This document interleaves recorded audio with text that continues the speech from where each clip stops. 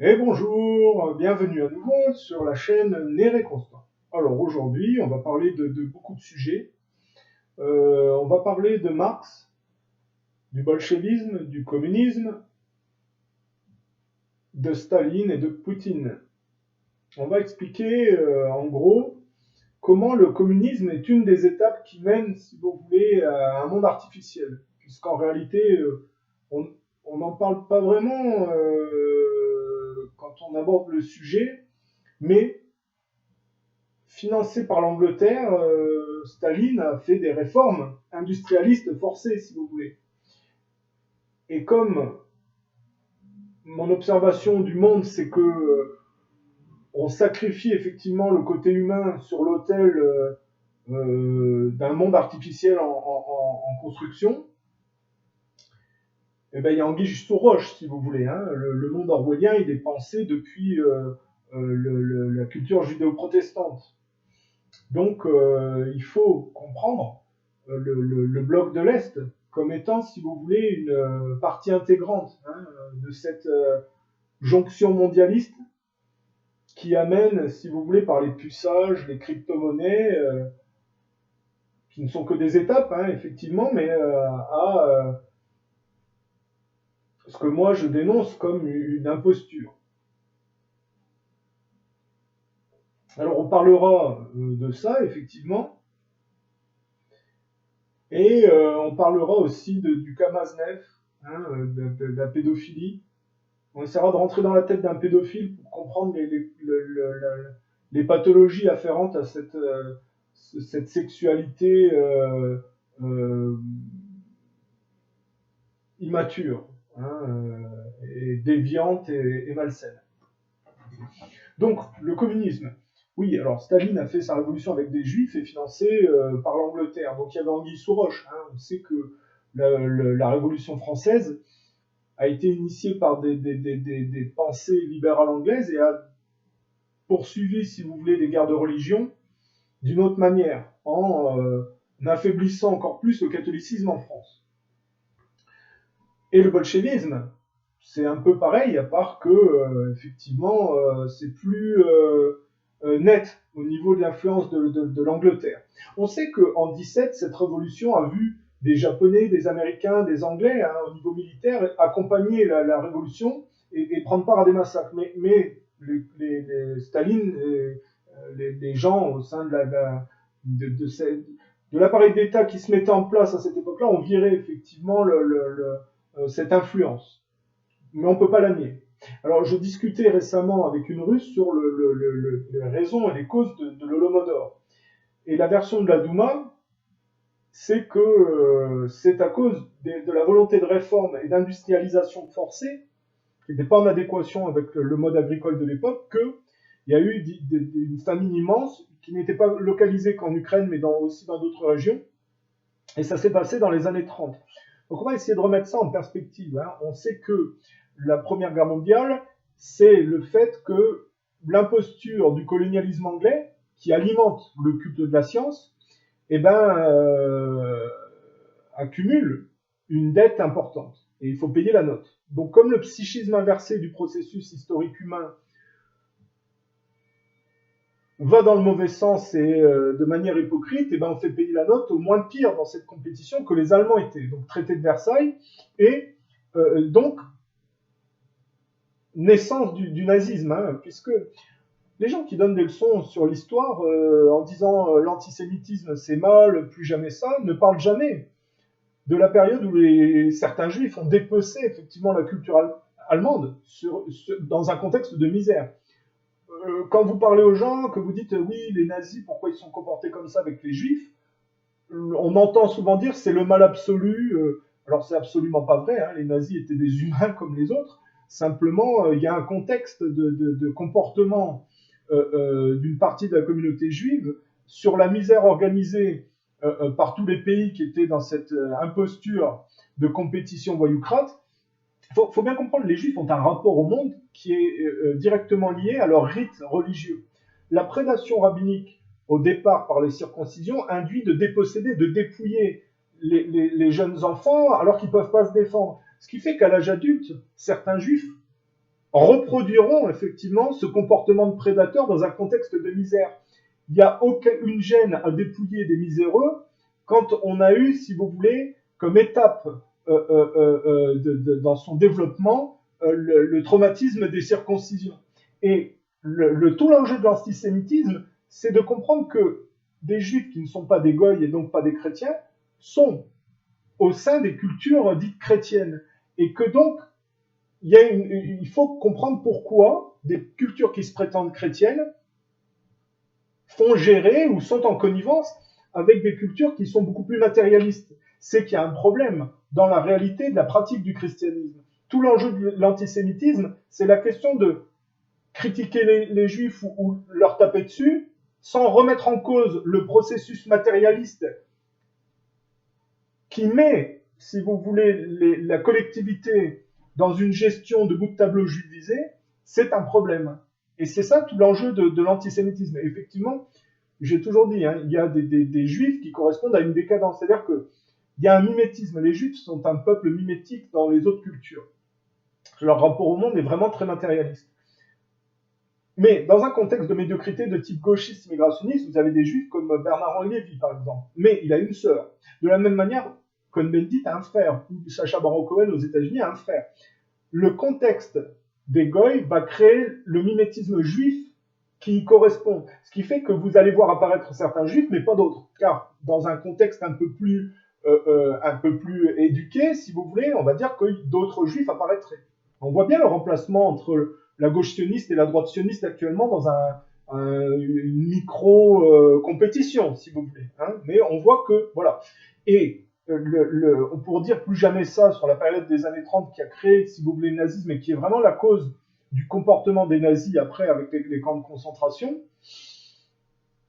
Il faut parler de cette période-là, si vous voulez, parce que sinon le discours de dire plus jamais ça ne vaut rien, absolument rien. C'est juste la validation d'une voyoucratie qui s'est établie, si vous voulez, sur le mensonge. C'est pour ça que la Seconde Guerre mondiale a consisté en réalité à des voyoucraties à s'organiser en niant, si vous voulez, l'humain au profit du culte de la façade technologique. La Shoah est vraiment le ciment de groupes en compétition voyoucrates au profit du culte de la science. La Shoah leur permet de ne pas revenir sur les mensonges historiques qui les a portés progressivement à établir les nouvelles donnes des sociétés auxquelles les gens qui se confinent à ces mensonges correspondent. Parce que, justement, on a humilié les Allemands, la chose qui n'était pas effectivement prévue, c'est que les Allemands se sont sortis de la dette que tout le monde leur a fait assumer. De là, la communauté juive, en partie, a déclaré la guerre internationale au nazisme et a même assassiné des gens. Mais la nuit de cristal arrive après. Il faut remettre les choses dans l'ordre. Donc, pourquoi la communauté juive a déclaré internationalement la guerre aux nazis? Parce que, et c'est là qu'on voit que ce sont des voyoucraties qui se mettent en compétition, si vous voulez, et qu'on est bien dans le cœur du problème, le colonialisme qui alimente le culte de la science, puisque c'est quoi le colonialisme sinon se déporter dans d'autres pays pour des raisons de matières premières afin d'alimenter cette insatiabilité du culte de l'objet de compensation technologique. Et comme c'est un rapport non émancipé superficiel, l'économie qui est accolée, et c'est la dette. Voilà. Alors, et il faut donc faire payer les gens dans un jeu de dupes en s'enfonçant dans le pire, si vous voulez, donc en se dévirilisant. Et c'est pour ça qu'on fait toujours payer au moins pire, en prétendant aller vers le progrès. Mais pourquoi le fait que la communauté juive déclare la guerre internationalement aux nazis suite au fait qu'ils se sortent de la dette bancaire que tout le monde leur a imposée, et surtout de type rothschildien, c'est parce que l'étranglement du résiduel patrimonial européen voit une superficialisation collective qui permet au judaïsme, dans le côté voyoucrate qui correspond à cette imposture, de prendre du relief. Et donc, si les nazis sont une base de reprise économique pour l'Europe, Israël disparaît. Et c'est là qu'on voit que tout ce contexte de Première, Deuxième Guerre mondiale est une énorme mascarade voyoucrate. Et le bloc de l'Est, le marxisme, le communisme font partie de ces États voyoucrates. Et aujourd'hui, la preuve indiscutable, c'est que, exactement comme les gens en mai 68 en amont ont été oubliés au profit des gens moins virils, plus complexés, si vous voulez, mais qui étaient attentistes et qui, sur la décadence, ont bénéficié de cette période-là. À un micro-niveau, on peut dire autre chose. Regardez, on a Mélenchon, on est dans la social-traîtrise française, hein, on est dans le gauchisme. Mélenchon laisse passer Macron, qui est vraiment, pour Macron, on va le dire autrement, hein, Macron, c'est de la poudre de perlimpinpin patronale sur l'imposture de la prolongation de mai 68. Macron, ce sont les nouvelles générations sur lesquelles mai 68, par l'intermédiaire de sa femme, hein, a mis la main au service des élites, si vous voulez. Donc c'est de la poudre de perlimpinpin patronale. Hein. Et dans la social-traîtrise, dans cette compétition malsaine, à laquelle le front de gauche à l'époque, je ne sais pas comment il s'appelle maintenant, les insoumis, soi-disant, Mélenchon fait partie de cette social-traîtrise, il laisse passer, dans cette imposture de la dernière élection présidentielle, Macron. Et puis il se fait traiter de nazi après. Eh bien, c'est le même procédé dans la fuite en avant du culte de la science où les Russes, désormais, sont traités de nazis, si vous voulez. Et je vais dire, on peut aller même plus loin en parlant de Macron, les Français ont pensé qu'après Obama, ça serait Clinton qui serait élu, donc ils ont voté Macron par anticipation. Or, les Américains ont voté pour Trump. Macron, c'est vraiment l'Obama français, si vous voulez, ou le bout qui correspond à Clinton. Il vient, après Sarkozy et Hollande, il vient de Hollande et du socialisme en réalité. Il joue sur l'ambiguïté, mais en réalité, il y a aucun, il ne peut pas duper tout le monde. Hein, voilà, que ce soit clair. Donc, aujourd'hui, Poutine râle parce que les Russes se font traiter de nazis dans cette imposture voyoucrate. Alors, il faut aller, parce qu'on était dans les années 30, on va parler du processus. Après les années 30, effectivement, l'idée, c'était de mettre le plus en avant les nazis, de les faire s'industrialiser, s'armer de plus, le plus possible, pour dévaster la guerre après provocation, dévaster l'Europe après provocation. Et l'histoire, c'est que le but, c'était de ne pas les faire gagner. Donc, on a d'un côté dévirilisé les Français. Hein, je vous ai parlé du cinéma français et de tous ces comiques qui étaient là pour, si vous voulez, décrédibiliser l'armée, la démobiliser, si vous voulez. On a fait perdre les Français, on a mis sur un piédestal les Allemands. Et en réalité, le but, c'était d'éliminer les Allemands après avoir poussé à ce qu'ils ravagent l'Europe et les avoir fait, si vous voulez, s'affronter avec le côté de ce qui donnera le bloc de l'Est. C'est-à-dire que ceux qui ont gagné la Seconde Guerre mondiale, en réalité, c'est les idiots utiles de la Seconde Guerre mondiale, c'est les Russes, qui ont épongé par l'intermédiaire de 27 millions de morts, si vous voulez, la force d'impact des nazis. C'est pour ça que les Russes râlent aujourd'hui, parce qu'on tente à minimiser leur investissement, alors que tous les autres sont les attentistes du style mai 68, qui étaient moins virils et qui ont bénéficié sur la décadence de la poursuite, si vous voulez, du mouvement. Les Américains sont intervenus à la toute fin de la guerre, une fois que les Russes avaient gagné, pour empêcher les Russes de mettre la main sur le gâteau, si vous voulez. Mais comme ce sont des voyoucraties, il y a autant de GI que de bolcheviks qui ont violé des Allemands en masse, parce que le but, c'était de dissoudre la culture patrimoniale européenne. Et la sanction, c'est qu'aujourd'hui, les Russes sont confrontés au multiculturalisme comme les Européens. Vous voyez comme tout s'articule. Et en réalité, on peut penser que Marx a pensé ces concepts comme un effet pot de banane en pensant que les masses ne sauraient pas gérer ce défi pensé par l'Angleterre d'industrialisation massive et que ça allait donc amener des pertes énormes dans la population russe. Et c'était ce qui était le but. On rappelle que les plus grands massacreurs du peuple russe sont des juifs du type Genrich Yagoda et dont d'autres sont allés s'en vanter en Israël après.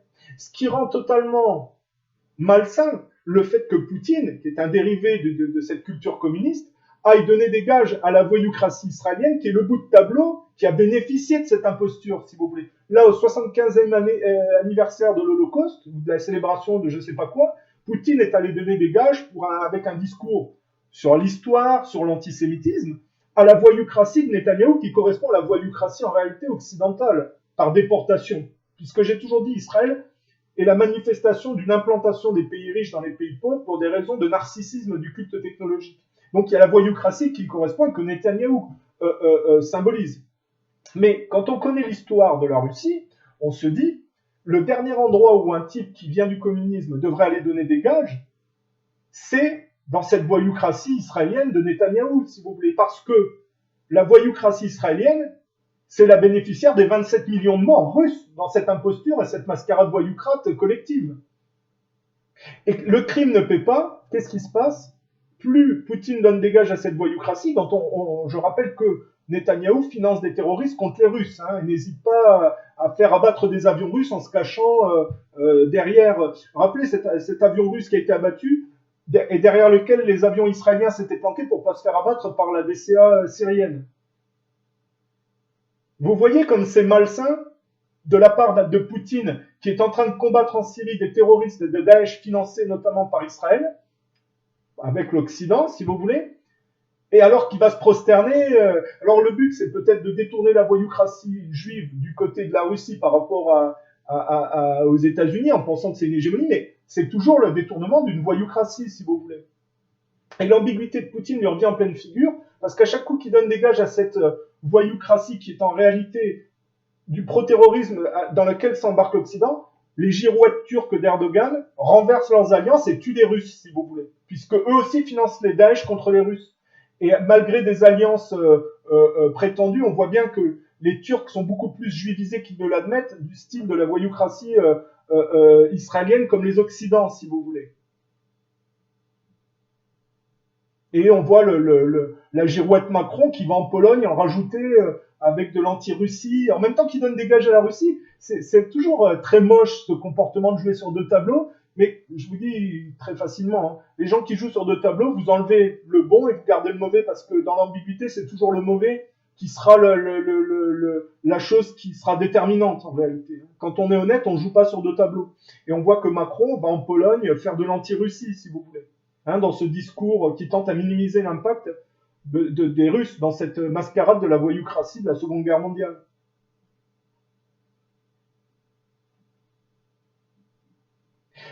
Le fait que Staline a été mis en place pour industrialiser massivement la Russie avec des fonds anglais au départ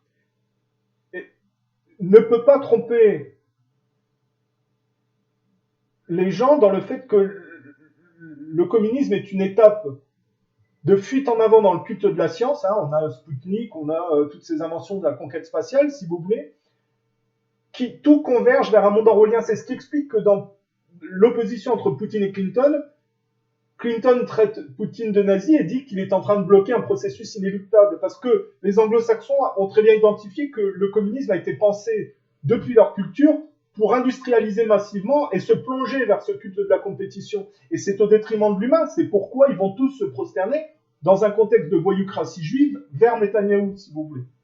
Alors, je ne pense pas que Netanyahou ait le dessus sur Poutine, mais moi, si j'étais russe, je penserais aux 27 millions de morts que les Russes ont assumés pour neutraliser les nazis, dans un jeu d'échecs totalement planifié par les anglo-saxons, dans une optique de faire passer l'hégémonie de l'Angleterre aux États-Unis dans la continuation dans le mauvais sens, si vous voulez. C'est-à-dire que la Première et Deuxième Guerre mondiale, c'est la passation de pouvoir entre l'Angleterre colonialiste vers l'Amérique qui reprend le credo.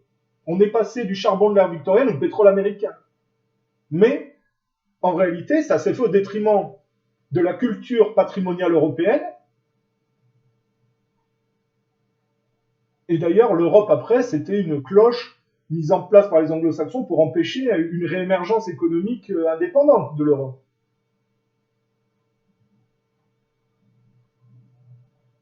On rappelle que les Américains ont alimenté la Wehrmacht sans essence jusqu'à la toute fin de la guerre pour que cette guerre ravage le plus l'Europe. Hein. C'est eux qui ont le plus bombardé la France, par exemple. Hein. Des écoles où il y avait des enfants dedans. Hein. Saint-Étienne, Lyon. Hein. Et puis après, ils ont fait des tests au LSD ou aux drogues dans le pain à Pont-Saint-Esprit, par exemple. Hein. Ils ont continué leur mascarade et leur avancée.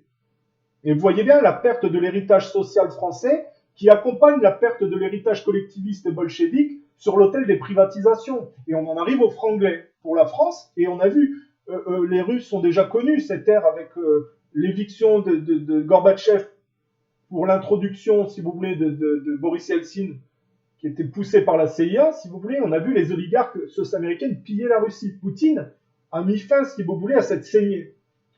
Momentanément, hein, puisque, moi je dis, les Russes ont vraiment été les idiots utiles qui ont assumé cette mascarade de la Seconde Guerre mondiale au prix de 27 millions de morts. Mais vraiment, le bout de tableau de cette mascarade, c'est la voyoucratie de Netanyahou qui l'illustre, si vous voulez. Ce qui veut dire que Poutine, je ne sais pas à quel jeu il joue, mais il a tort. Hein, il a tort et ça se retourne contre lui. J'ai toujours dit dans mes analyses qu'à chaque coup que Poutine donnait des gages à la voyoucratie israélienne, ça se retournait contre lui. Par l'intermédiaire des girouettes turques qui jouent toujours dans le mauvais côté, si vous voulez. Quand on a financé des terroristes décapitateurs de la chrétienté, il y a très peu de chances qu'on inverse le processus et que on puisse, si vous voulez, se dégager de l'infamie qui va avec ce financement du terrorisme.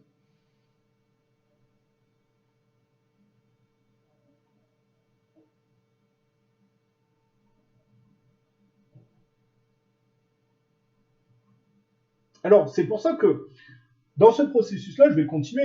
J'ai commencé avec le communisme, le marxisme. Bon, on rappelle que Bakounine, dont je ne partage pas le terrorisme intellectuel, expliquait que Rothschild et Marx travaillaient de concert. Rothschild pour dégrader le patrimoine européen traditionnaliste. Alors, plus spécifiquement, mais de manière plus globale, le traditionnalisme occidental. Et de l'autre côté, Marx a travaillé à dégrader effectivement l'orthodoxie. Donc, on a, si vous voulez, l'établissement progressif de blocs en compétition qui s'articule autour d'une compétition qui va vers l'anti-humain, en réalité, au profit du culte de la science. C'est pour ça que, en réalité, Internet est l'autel sur lequel on a sacrifié des pans entiers de population dans le processus historique. C'est aussi pour ça que je suis contre les crypto-monnaies, parce que à ce monde virtuel en place correspondent bientôt des nouvelles monnaies que les crypto-monnaies représentent. On va prendre un exemple. Le sketch de Jupiton de Dieudonné, où il dit le passage du franc à l'euro c'est une arnaque et pourquoi pas Jupiton aussi pendant qu'on y est. Mais les crypto-monnaies c'est Jupiton. Donc ça veut dire que ça rend quand même très contradictoire la posture de Dieudonné de faire la promotion des crypto-monnaies, si vous voulez. Il y a à un moment donné, regardez, les tours jumelles se sont effondrées au profit de Silverstein. Facebook a été accaparé par Zuckerberg et piqué, si vous voulez, à deux frères Wasp. On a vu une juivisation, si vous voulez, de la société américaine jusqu'à ce que la Silicon Valley soit couplée au pôle militaire israélien. Et ce qui correspond à Facebook, Twitter, c'est ces crypto-monnaies, qui sont quelque part des jetons de casino de ces sociétés de loisirs mondialistes de tendance gauchiste. Donc on ne peut pas être, quand on connaît le processus historique pour les crypto-monnaies, parce que ça va avec les puçages électroniques et l'esclavagisme, si vous voulez, du monde futur. Où pour travailler, il faudra, pour passer les portiques, être pucé, si vous voulez. Donc c'est les menottes du futur. Tout ça, ce ne sont que des étapes, probablement. Mais ça n'augure rien de bon et c'est anti-humain.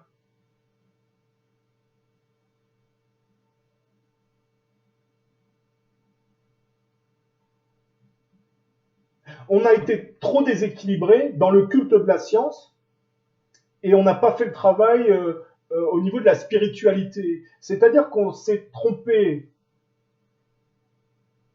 en s'engageant dans une lutte prométhéenne, anti-spirituelle en réalité, alors qu'au lieu de creuser dans le mauvais sens de la caverne, on aurait dû beaucoup plus miser sur le côté moral, humain et des valeurs. Une autre manifestation du fait que le culte de la science n'induit pas de progrès, c'est que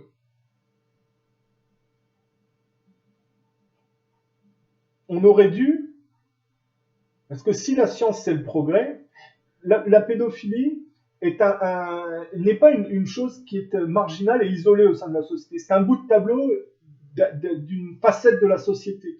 J'ai toujours dit que tuer un pédophile ne règle pas la pédophilie, car la pédophilie est un bout de tableau d'un comportement collectif. C'est pour ça qu'il y a une pédophilie des pays riches envers les pays pauvres, qui est organisée, si vous voulez. Mais on voit bien que sur le culte de la science, par exemple, l'ère Obama n'a absolument pas évincé la pédophilie, parce que si c'était un progrès, le culte de la science, au niveau de la société, on aurait travaillé à résoudre ces problèmes qui induisent par le traumatisme familial intergénérationnel ce genre de comportement. Or, on voit sous Obama, les scandales pédophiles ont explosé. Les déviances sexuelles mises en place comme quelque chose de normal, l'inversion des valeurs, et toute une espèce d'insanité hein, au niveau idéologique. Parce que, effectivement, le but n'est pas de taper sur les gens déviants. Le but est de pouvoir comprendre ces déviances pour éventuellement les régler. Mais la société de consommation, la loi du marché, a acté que si les gens déviants étaient des consommateurs, alors peu importe la morale, il fallait effectivement en faire la promotion. C'est là toute l'aliénation. Regardez, même on peut prendre la NASA. La NASA, comment fonctionne la NASA aujourd'hui? Ils ont établi qu'il fallait évincer l'alpha mâle de l'équation au niveau des équipes pour y substituer bien souvent des lesbiennes ou des homosexuels. Ce qui fait qu'on a le premier délit commis dans l'espace par une lesbienne qui a utilisé effectivement la technologie pour épier les comptes bancaires de sa compagne, si vous voulez. Et on a effectivement dans un centre lié à la NASA un balayeur pédophile qui utilisait la technologie pour stocker ces informations. Qu'on voit bien que la NASA est aussi un symptôme complètement inclus dans cette décadence, si vous voulez, ces calculs totalement illogiques.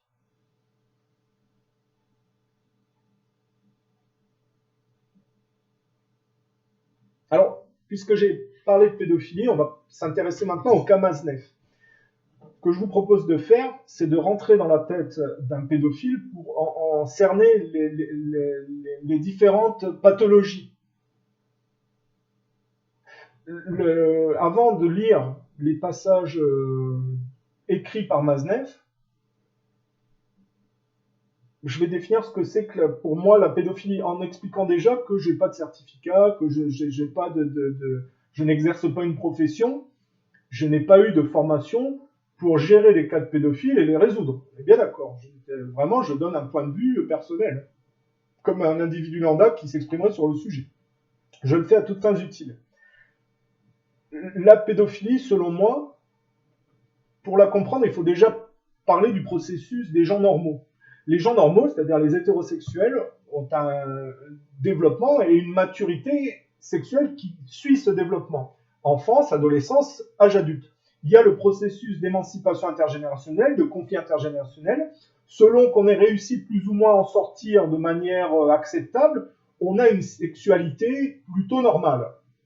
Donc le modèle du père et de la mère sont déterminants pour ensuite déterminer la vision de la femme et de l'homme hein, dans les rapports.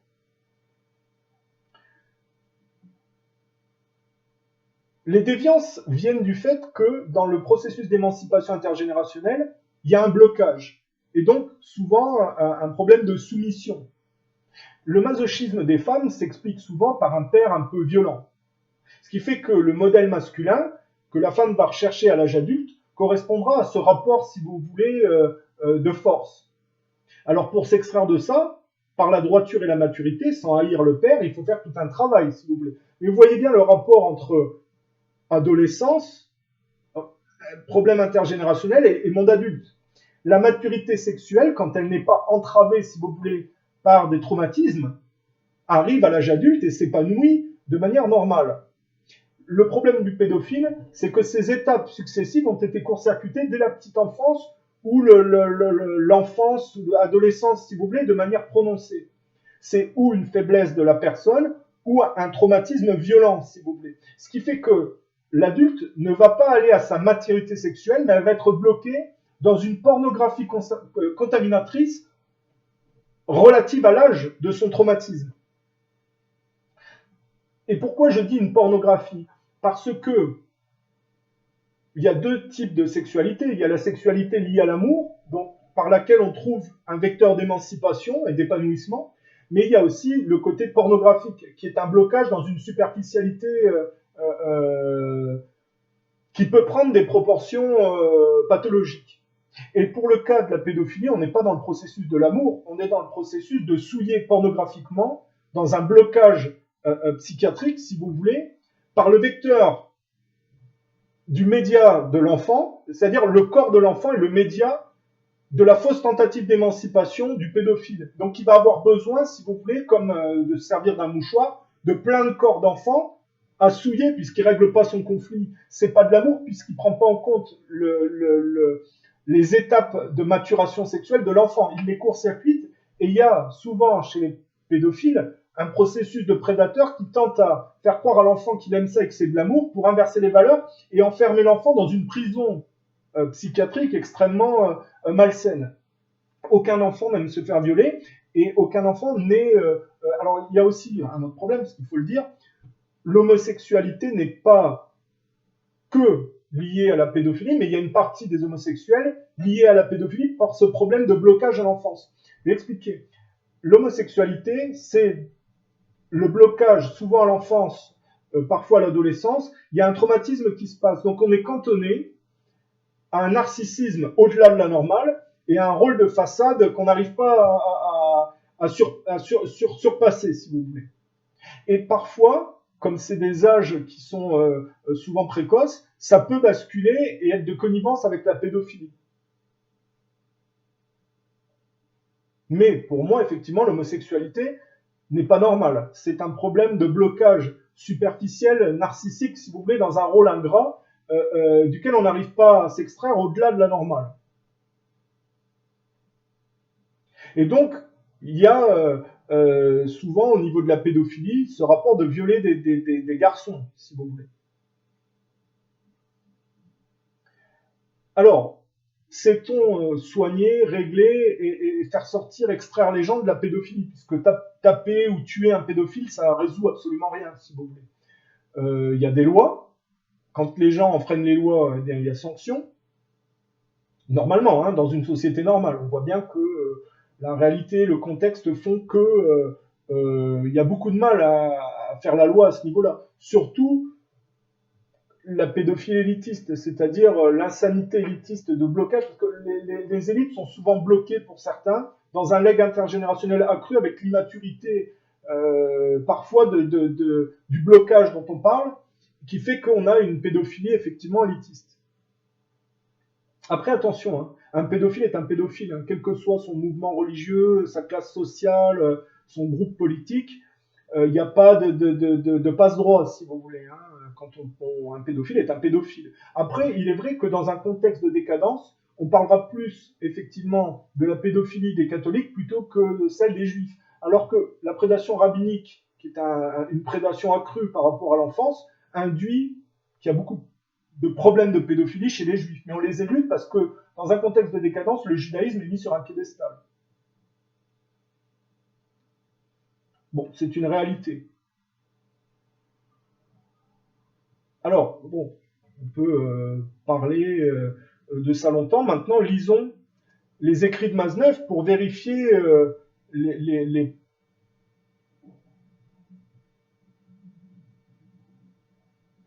points de vue abordés.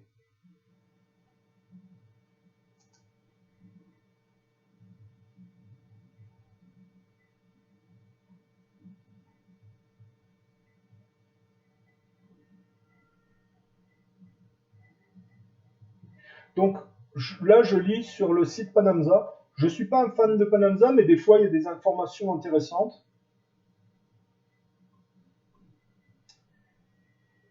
Alors, je vais lire en éludant le côté grossier. Hein, je ne dirais pas les mots vulgaires qu'il y a là-dedans. Mais on va rentrer dans la tête un peu d'un pédophile pour confirmer les points de vue abordés. Donc je lis. Hein. Il parle d'un garçon qui s'appelle Orlando, qui a 14 ans et qui visiblement est un Philippin. En tout cas, l'action se déroule aux Philippines. Enfin, l'action, compris quoi. Son petit dos, ses jolies petites fesses semblables à des pommes, ce délicieux petit, je ne dis pas le mot, quelle divine étroitesse, quelle chaleur, quelle fermeté. Après l'amour, il se plaint que je l'ai possédé brutalement. Vendredi soir. Journée délicieuse, entièrement consacrée à l'amour, entre ma nouvelle passion Esteban, beau et chaud comme un fruit mûr, 12 ans, le petit que j'appelle Mickey Mouse, 11 ans, et quelques autres, dont un 8 ans. Bon, là, visiblement, c'est dans les années 80. On voit bien que la pathologie du pédophile tente à faire croire que son acte sexuel, c'est de l'amour, puisqu'il dit, après l'amour, il se plaint que je l'ai possédé brutalement. Mais on voit aussi l'aspect d'avoir insatiablement besoin de contaminer un nouveau corps, puisqu'on ne règle pas ce problème de blocage, mais qu'on est bloqué dans la pornographie qui correspond à ce blocage. Il passe d'un enfant de 14 ans à 12 ans, 11 ans, 8 ans. Donc on est vraiment dans de la pédophilie, et on est dans le côté petit garçon, donc homosexuel. Pas le garçon homosexuel, mais Maznev a une tendance homosexuelle. Alors je continue. On voit bien l'égocentrisme, le narcissisme qui ne prend absolument pas en compte ce que peut ressentir ou vivre l'enfant, si vous voulez. On est vraiment il est dans son monde. Et il se ment en pensant que son comportement malsain, c'est de l'amour. Alors, ensuite, quel repos la prostitution? Les gamines et les gamins qui couchent avec moi sans m'aimer, c'est-à-dire sans prétendre dévorer mon énergie et mon temps, quelle sinécure. Oui, dès que possible, repartir pour l'Asie. Donc on est dans la pédophilie des pays riches envers les pays pauvres. Autre période, mes amis pédophiles peuvent témoigner que ce n'est qu'exceptionnellement que j'utilise les réseaux de notre secte où l'on se refile les gosses, et où l'unique séduction est celle du portefeuille, qui joue de façon ou d'autre un rôle important dans les relations sexuelles entre adultes et enfants, où la frontière qui sépare l'amour et la vénalité n'est jamais clairement tracée. Donc là, clairement, on a affaire à de la pédophilie de réseau. On se refile les gosses. Donc il n'y a absolument rien à voir avec l'amour, mais vous voyez bien que il y a plutôt effectivement le problème d'être dupe envers soi-même et envers les autres, si vous voulez, puisqu'il écrit pour être lu. Et on voit qu'il dit la frontière qui sépare l'amour de la vénalité n'est jamais clairement tracée. Il n'y a absolument pas la prise en compte du rapport de l'enfant. Et on est effectivement dans la criminalité, là. Et c'est exposé clairement. Ça aussi, c'est un problème extrêmement préoccupant, puisque dans une société, si quelqu'un annonce ça clairement, il devrait directement être poursuivi, si vous voulez, mis en prison. Là, c'est problématique. En tout cas, on a bien la validation des points bordés, le besoin de contaminer, de souiller, de passer de plus à la chaîne, si vous voulez, de confondre de manière très perverse, si vous voulez, l'amour avec le viol, la pornographie. Et il n'y a effectivement absolument pas la prise en compte. Alors, après, il y a le contexte de la misère des pays pauvres et la prédation, effectivement, des pays riches. Les proies sont plus évidentes dans les pays pauvres, effectivement, puisqu'il y a une question d'argent, si vous voulez. Mais les enfants, au départ, ne naissent pas, si vous voulez, pour se trouver dans cette insanité et bloqués dans cette prison psychiatrique aux valeurs inversées. Là, on a court-circuité la maturation, non seulement sexuelle et le développement de l'enfant, mais on l'a bloqué, si vous voulez, dans un monde totalement morbide, en réalité sans espoir. Et donc, pour se sortir de là, il y a un gros travail à produire. Et la question de savoir, c'est est-ce qu'aujourd'hui, on sait régler ces problèmes-là? Est-ce qu'on a produit assez d'experts pour accompagner ces traumatismes et permettre, si vous voulez, de reprendre le fil de l'épanouissement personnel et du développement normal? De la même manière, l'homosexualité, on peut en sortir et retrouver, si vous voulez, un parcours normal non dévié. Bon, quand on n'y arrive pas, il faut bien vivre. Mon but, encore une fois de plus, c'est pas de taper sur les homosexuels ou quoi qu'est-ce, c'est de comprendre le processus. Après, les homosexuels sont bloqués dans un narcissisme et puis ils vivent en fonction. S'ils n'arrivent pas à en sortir, il faut bien quand même vivre et trouver éventuellement des gens avec qui vivre. Donc c'est pas ça le problème. Le problème, c'est de comprendre à quoi ça correspond dans la réalité et de ne pas tomber dans l'hypocrisie du consumérisme actuel qui tente à faire de la promotion de l'homosexualité sur l'autel de la loi du marché, si vous voulez. il n'y a pas de prise en compte du traumatisme que l'homosexualité représente et d'une porte éventuelle qui permettrait de s'en extraire. Hein. On fait tout pour maintenir les gens dans leur blocage en général. Hein. On ne fait pas grand-chose pour les en sortir.